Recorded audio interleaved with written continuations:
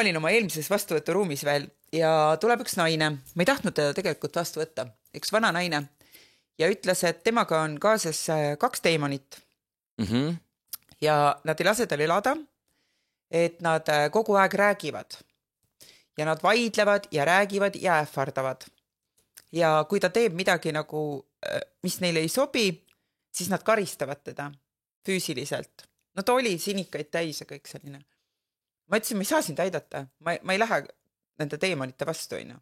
Et kui nad on nagu nii jõhkrad, et ma ei lähe, ma ei taha sorkida. Siis ta nuttis ja palus. Ja ma mõtlesin, et okei, ma proovin.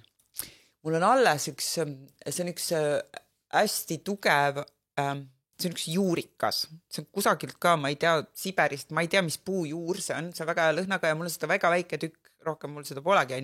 Ma ei ole tahtnud seda ära kulutada ja siis ma mõtlesin, et no, aga kuna see on nii nagu tugev asi, väga tugeva lõhna, väga tugeva siukse puhastava energiaga. Jah, ma mõtlesin, et ma proovin. Ja ma võtsin selle juurika kätte ja see naine ütleb mulle, et nad ütlevad, et kui sa selle põlema paned, et siis nad tekitavad tulekahju siin majas. Ma ütlen neile, et okei. Ja hakkasin seda põlema panema, seda juurikat küünla peal. Ja sellel hetkel hakkas terve selles majas seal Mustamäe teel see suur maja, mis seal oli. Sinul oli ka seal stuudio kunagi vaata, aga ma olin selles kõrgemas pooles. Nii. Terve selle maja siis tuletõrja alarmid hakkasid karjuma, need uksed läksid, kõik sulgusid seal, tohutu kisa hakkas seal treppide peal. Ja siis ta ütleb mulle, no nägid nüüd.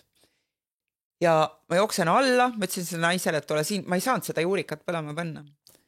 Ja jooksen alla, ütlen, et ei, kõik on nagu chill, et lihtsalt, et ei ole tulekahju.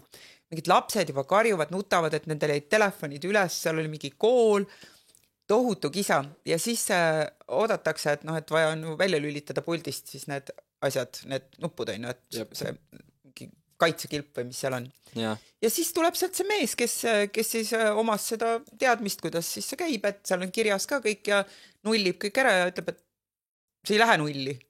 Kõik karjub, terve maja lihtsalt karjub ja ei jäägi vait. Ta ütleb, see kilp ei tööta lihtsalt, ei lähe nulli.